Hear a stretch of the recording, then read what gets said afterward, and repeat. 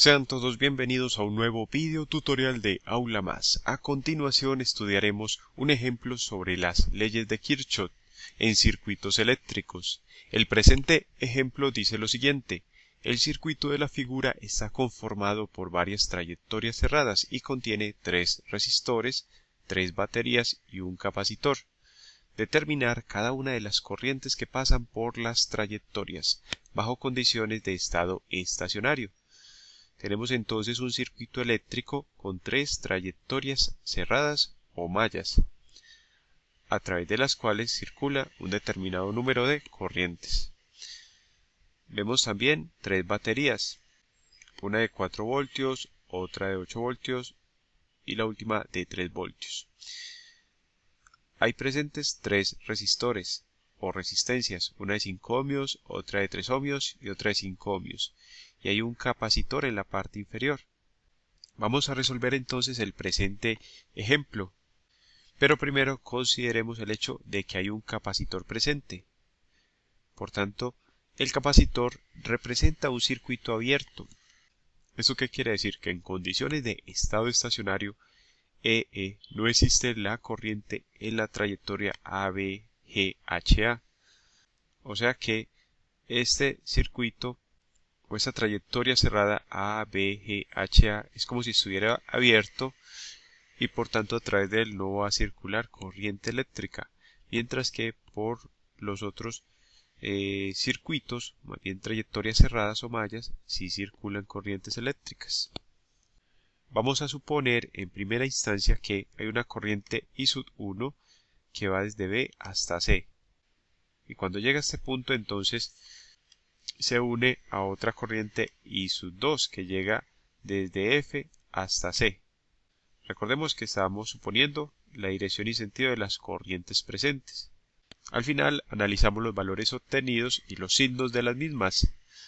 Si nos dan valores negativos, eso quiere decir que la dirección y sentido supuestos son contrarias según la corriente que se especifique. Bueno, entonces la corriente I1 y la corriente I2 llegan al punto C y van a formar, vamos a decir que van a formar la corriente I3, que sale desde el punto C al punto D. Entonces la corriente 3 vamos a decir que va de C hasta D, luego que pasa de D hasta E, o sea, por aquí pasa I3, y luego de E a F, aquí llega nuevamente I3, y se va a dividir en 2 corrientes. La corriente I2, que como ya hemos dicho, pasa desde F hasta C. Y la corriente I1, que va de F a G. Y continúa luego su recorrido de G hasta B y de B hasta C, para nuevamente combinarse con la corriente I2 y formar I3 nuevamente. Entonces decimos que va a haber un estado estacionario, o sea, un flujo de corriente permanente. Y ese recorrido, de forma general, lo indicamos como una I minúscula. ¿Qué es la I minúscula? Es el flujo de corriente total en estado estacionario, o el recorrido que decimos va a ser el flujo de carga. Entonces va a haber un flujo de carga en cada una de las trayectorias. Y en ambos casos lo indicamos como en el sentido de las manecillas del reloj. Entonces va a haber un flujo de carga I minúscula en la malla o trayectoria cerrada CDEFC, que va a efectuar entonces este movimiento en el sentido de las manecillas del reloj. Lo mismo un flujo de carga I minúscula en el sentido de las manecillas del reloj en el trayecto BCFGB. Entonces va a ser algo continuo. Y como ya hemos mencionado, entonces en la trayectoria cerrada ABGHA no va a haber corriente, o sea, en este punto, en esta rama de A hasta B no va a haber corriente. En B y G sí hay corriente, pero es porque esa trayectoria BG pertenece también a la malla BCFGB, pero lo que es la trayectoria de G a H no hay corriente, y lo mismo en la trayectoria de A hasta H tampoco hay corriente, aunque sí hay caídas de voltaje, pero no hay corrientes a través de ellas, porque ese capacitor actúa de forma tal que hace que el circuito aquí se abra, entonces va a impedir el paso de corriente. Muy bien. Bajo la suposición de un estado estacionario, entonces empezamos a aplicar las leyes de Kirchhoff. Empecemos con la primera ley de Kirchhoff, que nos dice que las corrientes que llegan a un punto o nodo en la trayectoria se adicionan o se dividen según el caso. Por ejemplo, aquí tenemos I sub 1 e I sub 2, que cuando llegan al punto C, entonces forman a I sub 3. Luego escribimos I sub 1 más I sub 2 es igual a I sub 3. Y recordemos que estas ecuaciones se obtienen suponiendo dichas trayectorias. Es decir, también hubiéramos podido suponer que I sub 3 llegaba al punto C con I sub 1 y formaban I sub 2. Bueno, eso queda bajo la consideración o bajo el supuesto inicial que se tenga para la dirección y sentido de las corrientes. Por el momento, para nuestra suposición de dirección y sentido de las corrientes, esa es la primera ley de Kirchhoff, que en el punto C, o incluso se puede analizar para el punto F, la corriente I sub 3 va a ser igual a la suma de la corriente I sub 1 y la corriente I sub 2. Vamos a la segunda ley de Kirchhoff, que ya nos dice que la suma de los voltajes o caídas de potencial en una trayectoria cerrada en un circuito va a ser igual a 0. Entonces aquí tenemos dos trayectorias cerradas o mallas por donde sí circula corriente.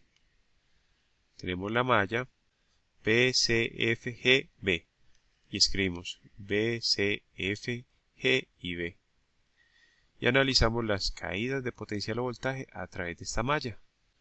Vemos que en el trayecto de B a C no hay elementos a través de los cuales pase esa corriente I sub 1. Analizamos ahora la resistencia de 3 ohmios. Para ello debemos recordar la convención o las convenciones para el paso de una corriente a través de resistencias y de fuentes de voltaje o baterías. Bueno, vamos a resumir las convenciones para una resistencia y para una fuente de voltaje, considerando su caída de potencial respecto de la segunda ley de Kirchhoff. Si de pronto no se tiene claridad sobre estas convenciones, los invito a repasar las lecciones previas sobre las leyes de Kirchhoff, donde se detallan estas dos leyes y cómo es lo de la caída de potencial o voltaje cuando tenemos un flujo de corriente de carga que pasa a través ya sea de una resistencia o de una fuente de voltaje. En este caso entonces vamos a resumir lo que dicen esas convenciones. Básicamente, para el paso del flujo de carga a través de una resistencia consideramos las convenciones 1 y 2. Entonces decimos que si el flujo de carga estacionario y minúscula pasa a través de una resistencia o hacemos el recorrido a través de una resistencia y minúscula en la misma dirección y sentido que la corriente que se supone que pasa a través de dicha resistencia, como en este caso que ambas van hacia la derecha o ambas van hacia la izquierda, decimos que la caída de potencial o voltaje a través de este elemento V es igual a menos I por R. En cambio, si el flujo de carga estacionario va en dirección contraria a la corriente que se supone pasa por dicha resistencia, como lo señala la convención número 2, es decir, que el flujo de carga ahí vaya, digamos, hacia la derecha y minúscula, y la corriente supuesta y mayúscula va hacia la izquierda, entonces, en ese caso, la caída de potencial o voltaje es igual a más I por R. Recordemos que I por R significa la aplicación de la ley de Ohm para el paso de una corriente a través de una resistencia. Bueno, ¿qué pasa cuando el flujo de carga pasa a través de una FEN o fuente de fuerza electromotriz o una batería, como lo podemos señalar en forma específica? Si el flujo de carga en minúscula va en la misma dirección y sentido que la salida de la FEN, recordemos que la salida de la FEN siempre es por el lado positivo, y en este caso tanto el flujo de carga I minúscula como la salida de la FEN en mayúscula van en la misma dirección y sentido, digamos hacia la derecha, entonces la caída de potencial o voltaje V en este caso es igual a más E, más el valor del voltaje en dicha fuente. Pero si el flujo de carga en estado estacionario va en dirección y sentido contrario al de la salida de la FEN, entonces la caída de potencial o voltaje a través de este elemento es igual a menos E. Bueno, teniendo presentes estas convenciones, analicemos la malla BCFGB. Como ya habíamos señalado, va a haber una corriente I2 que pase a través de una resistencia de 3 ohmios. Vemos que la corriente I2 va desde F hasta C, es decir, de derecha a izquierda a través de la resistencia de 3 ohmios. Pero el flujo de carga estacionario y minúscula va a ir de C a F, o sea, va en dirección contraria el flujo de carga a la dirección y sentido de la corriente I2 que pasa a través de la resistencia de 3 ohmios. En otras palabras, la corriente I2 va desde F hasta C, o sea, de derecha a izquierda, mientras que el flujo de carga va de C a F, y esto nos lleva a la convención número 2, donde la caída de potencial o voltaje a través de la resistencia de 3 ohmios va a ser de más I por R, y escribimos entonces más I, en este caso es I2, por el valor de R, que es de 3 ohmios. Muy bien. Si continuamos nuestro recorrido respecto al flujo de carga estacionario, llegamos a la resistencia de 5 ohmios, y allí nos encontramos con que a través de esta resistencia pasa la corriente I sub 1.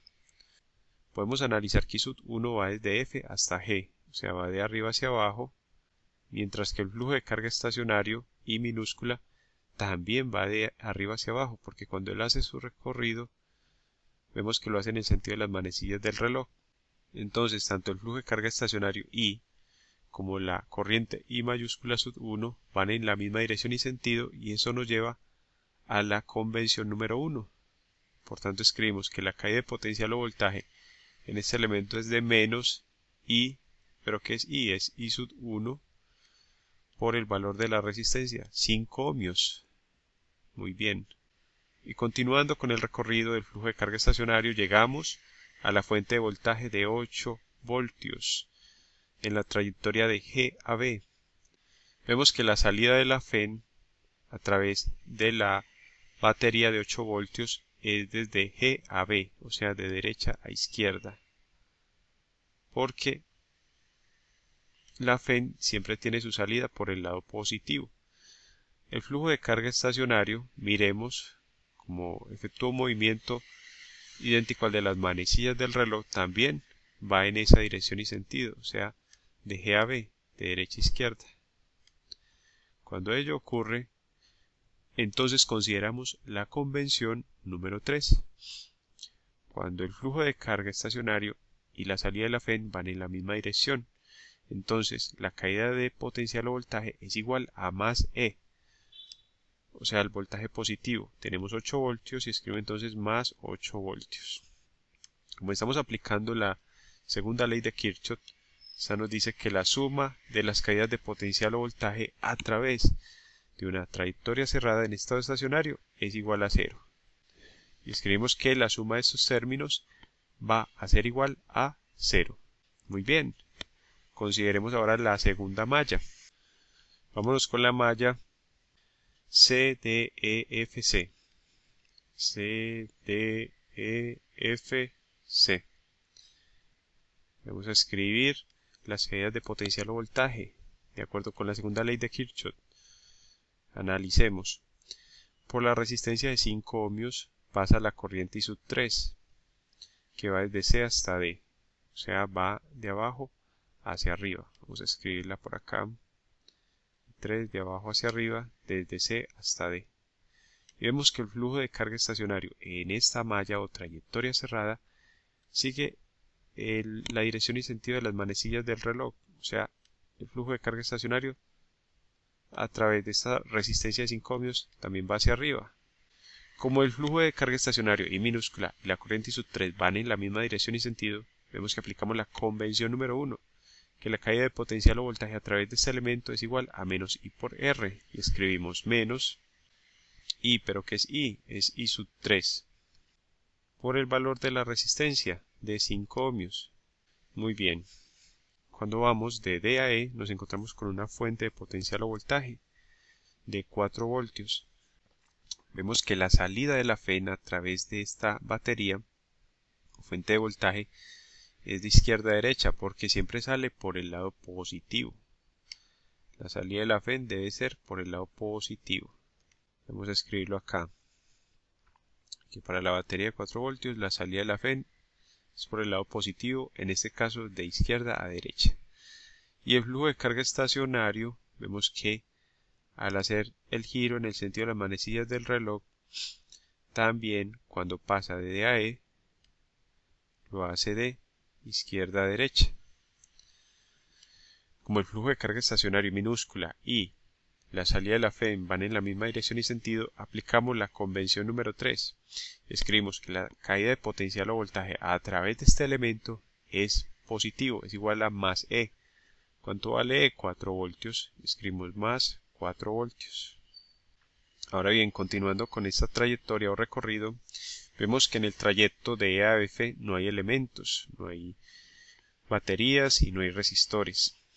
Pero de F a C nos encontramos con la resistencia de 3 ohmios. Allí podemos ver que circula la corriente I2. I2 se mueve desde F hasta C, o sea, de derecha a izquierda, I2.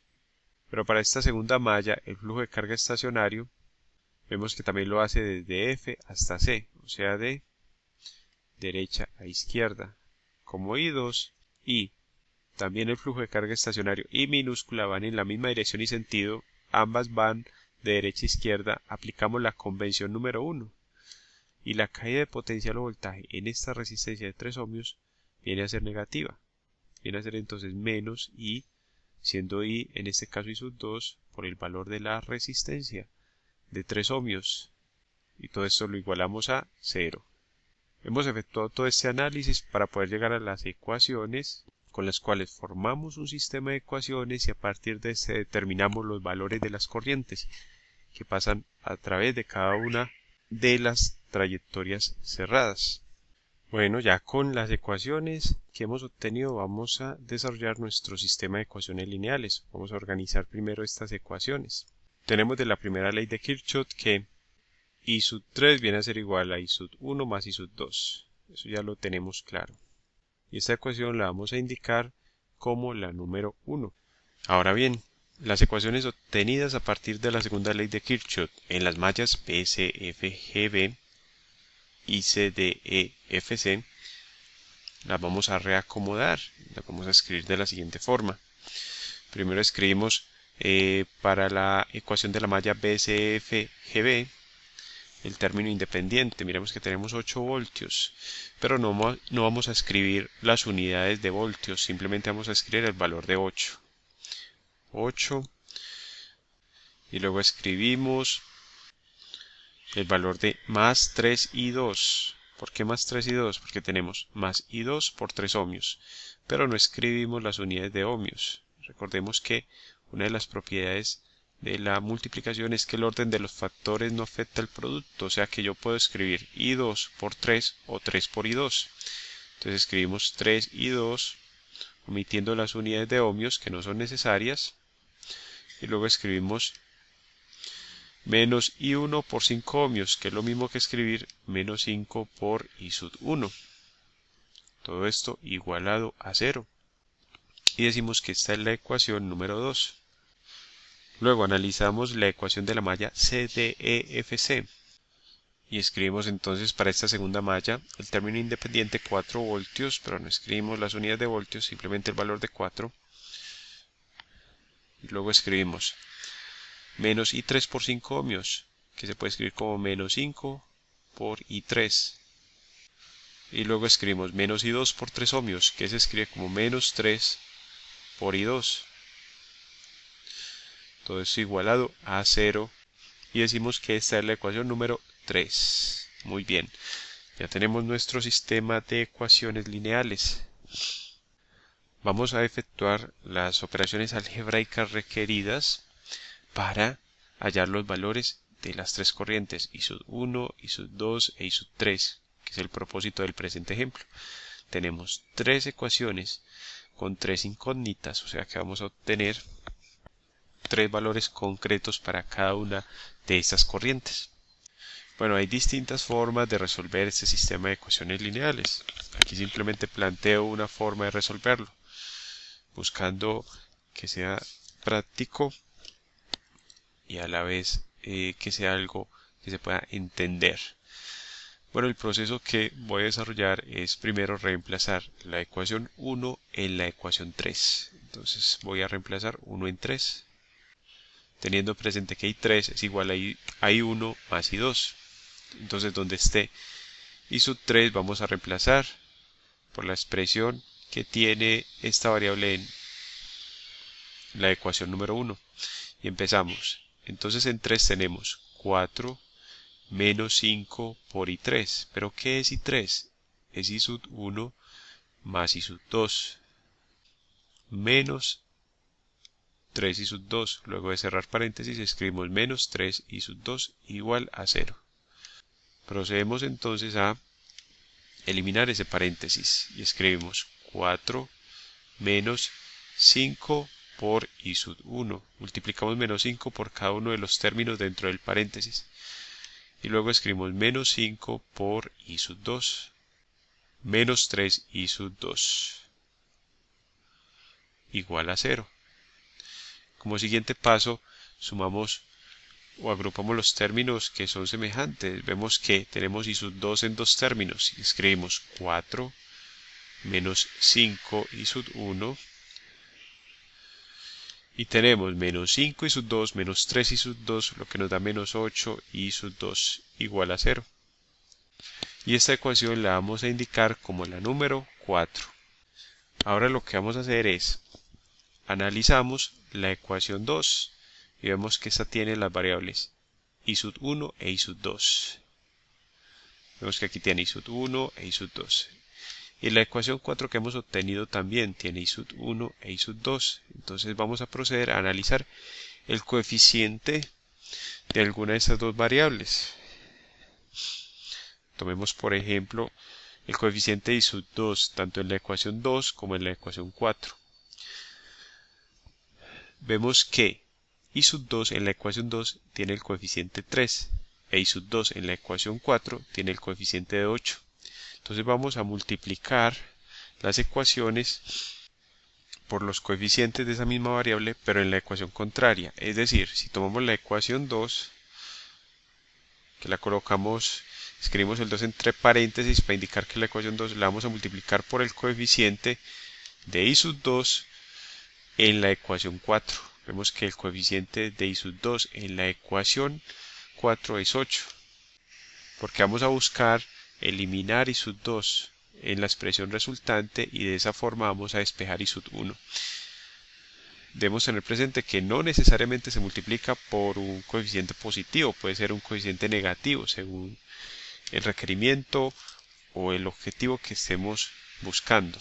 En ese caso tomamos la ecuación 2 y multiplicamos toda esta expresión por el coeficiente de I sub 2 en la ecuación 4. Y luego vamos a tomar la ecuación 4 y multiplicamos por el coeficiente de I sub 2 en la ecuación 2, que viene a ser 3. Entonces miremos cómo nos da. La ecuación 2, multiplicando todos los términos de ella por 8, nos da lo siguiente. Tenemos que se trata de multiplicar toda la ecuación por, en este caso sería 8. Y en el caso de la ecuación 4, toda la ecuación por 3. Eso nos da entonces, para la ecuación resultante a partir de la ecuación 2, 8 por 8, 64, se multiplica término por término, más 8 por 3, 24, I sub 2, más 8 por menos 5, eso nos da menos 40 I sub 1. Todo esto igual a 8 por 0, lo que nos da 0. Y esta ecuación la vamos a indicar como la número 5. Luego tomamos la ecuación 4 y la multiplicamos toda por 3. Tenemos 3 por 4, 12. Luego tenemos 3 por menos 5, lo que nos da menos 15 I sub 1. Y luego tenemos 3 por 8, por menos 8, nos da menos 24 I sub 2. Todo esto igualado a 0 e indicamos esta ecuación como la número 6. podemos ver que tenemos en la ecuación 5 más 24 y 2 y en la ecuación 6 menos 24 y 2. Por tanto, podemos sumar esas dos ecuaciones y decimos que 5 más 6 nos lleva al siguiente resultado. Podemos ver que se cancelan 24 y 2 con menos 24 y 2. Más 24 menos 24 nos da 0. O sea que los términos con la variable i2 ya desaparecen y todo nos va a quedar en términos de i sub 1. Sumamos primero los términos independientes. Tenemos 64 más 12, lo que nos da 76. Y luego tenemos menos 40 i sub 1 más menos 15 i sub 1. Eso nos da menos 55 i sub 1. Porque tenemos dos valores negativos que se están sumando, pues nos da el valor resultante con signo negativo. Se suman los dos valores negativos. Todo esto igual a 0, porque como ya hemos dicho, los términos con la variable i sub 2 ya han sido eliminados. Y de esta ecuación ya podemos despejar i sub 1. Pasamos menos 55 i sub 1, que está restando al lado izquierdo, a sumar al lado derecho. Entonces, como nos queda 76 igual a 0 más 55 i sub 1. 0 más 55 i sub 1 nos da 55 i sub 1. Ahora aplicamos la propiedad conmutativa. Todo lo que esté en el lado derecho pasa al lado izquierdo y todo lo que esté en el lado izquierdo pasa al lado derecho. Escribimos 55 i sub 1 igual a 76, o lo que es lo mismo, despejando ya i sub 1, que es igual a 76 sobre 55. Ya podemos colocar las unidades de amperios si queremos dejar ese valor en términos de fracciones. Ahora, si hallamos el valor numérico, tenemos que i sub 1 va a ser igual a 1,3818 en unidades de amperios, que se puede aproximar a 1,38 si se desea. Ya tenemos entonces el valor de i sub 1 y lo escribimos entonces como respuesta al problema. I sub 1 igual a 76 sobre 55 amperios, o lo que es lo mismo, igual a 1,38,18 amperios. Y ahora procedemos a hallar i sub 2 e i sub 3. Bueno, ya como hemos hallado i sub 1, podemos utilizar las ecuaciones del sistema de ecuaciones inicialmente planteado. Con el valor de i sub 1 vemos que podemos tomar la ecuación número 2 y despejar i sub 2. Entonces pasamos todos los términos que no contengan la variable i sub 2 a la derecha. Por tanto nos queda aquí a la izquierda, escribimos i sub 2 igual a 5 i sub 1, que es un término que pasa como positivo porque estaba restando al lado de i sub 2, o sea en el lado izquierdo. Y luego escribimos menos 8, porque 8 sumado al lado izquierdo pasa a restar al lado derecho. Y podemos despejar i sub 2, con lo cual obtenemos 5 i sub 1 menos 8 sobre 3. Y procedemos a reemplazar el valor de i sub 1. Lo podemos hacer en términos de fracciones o utilizando el valor en decimales. Empleando el término en fracciones, el valor fraccionario, tenemos 5 por 76 sobre 55, menos 8, todo esto sobre 3. Resulta que 5 se puede simplificar con 55 y nos queda esto como igual a 1 por 76 sobre 11, menos 8 sobre 3. Como siguiente paso tenemos que i sub 2 va a ser igual a 76 menos 8 por 11. Todo esto sobre 11 sobre 3, igual a 76 menos 8 por 11, que nos da 88 sobre 11 dividido 3, lo que es igual a menos 12 sobre 11 sobre 3. Y ese 3 podemos decir que está dividido entre 1. Entonces aplicamos la multiplicación de extremos y medios, o ley de la oreja. Entonces multiplicamos menos 12 por 1, que nos da en el numerador menos 12. Y ahora multiplicamos los medios, 11 por 3, lo que nos da 33 en el denominador. O sea que nos queda menos 12 sobre 33. Y escribimos I2 igual. Ahora bien, ¿esos valores se pueden simplificar? Sí. Se pueden dividir entre 3. 12 dividido 3 nos da 4. Pero como es negativo, entonces escribimos menos 4. Y 33 dividido 3 nos da 11. Entonces el resultado en términos fraccionarios es igual a menos 4 sobre 11. Si efectuamos la división, esto nos da menos 0,3636 en unidades de amperios. También aquí hubiéramos podido resolver para I2 reemplazando simplemente el valor en términos de decimales.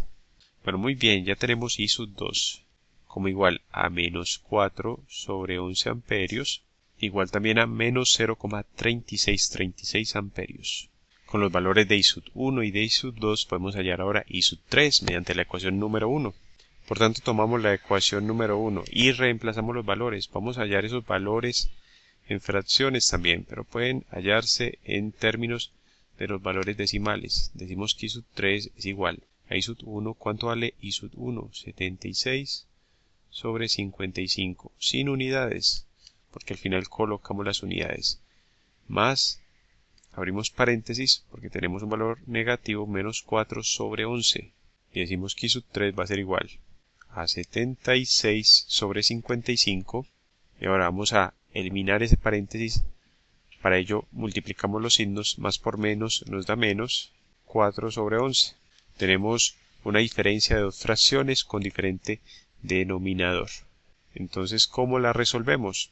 Multiplicamos el numerador de la primera fracción por el denominador de la segunda, es decir, 76 por 11. Y eso nos da 836. Colocamos el signo menos y multiplicamos el numerador de la segunda fracción por el denominador de la primera, 4 por 55, lo que nos da 220. Todo esto sobre el producto de los denominadores, es decir, 55 por 11, lo que nos da 605. Resolvemos la diferencia en el numerador y tenemos que I sub 3 es igual a 616 dividido 605. Valor que se puede simplificar y obtener, luego de dicha simplificación, el valor de 56 sobre 55. Y decimos que I sub 3 viene a ser igual a 56 sobre 55 amperios. Si efectuamos la división, obtenemos el valor de 1,0181 amperios en términos decimales. Bueno, ya tenemos I sub 3. Vamos a resumir el valor de I sub 3 como igual a 56 sobre 55 amperios, o lo que es igual a 1,0181 amperios. Ahora analizamos los valores obtenidos. Vemos que I sub 1 e I sub 3 nos dieron valores positivos. Eso quiere decir que las direcciones supuestas inicialmente para I sub 1 e I sub 3 son correctas. Es decir, I sub 1 va desde B hasta C, e I sub 3 va de C a D. Si analizamos estas corrientes para el nodo C. Pero I sub 2 nos dio negativo. ¿Ese valor qué quiere decir? Ese valor negativo, que la dirección de I sub 2 no es de F a C, es decir, de derecha a izquierda. Realmente el valor de I sub 2 debe ser de izquierda a derecha, es decir, de C a F. O sea que I sub 2 realmente va en esta dirección y sentido. ¿Esto a qué nos lleva? A que la ecuación 1 planteada realmente debe quedar de la siguiente forma. Si analizamos el nodo C, I sub 1 cuando llega al punto C no se combina con la corriente I sub 2. I sub 1 cuando llega al nodo C realmente se divide en I sub 2 e I sub 3, o sea que I sub 1 es igual a I sub 2 más I sub 3. ¿Cómo lo corroboramos? Colocando el valor de I sub 2, un valor positivo, lo sumamos con I sub 3 y nos debe dar I sub 1. Veamos. Vamos a más bien a verificar si I sub 1 cambiando la dirección y sentido de I sub 2 es igual a I sub 2 más I sub 3.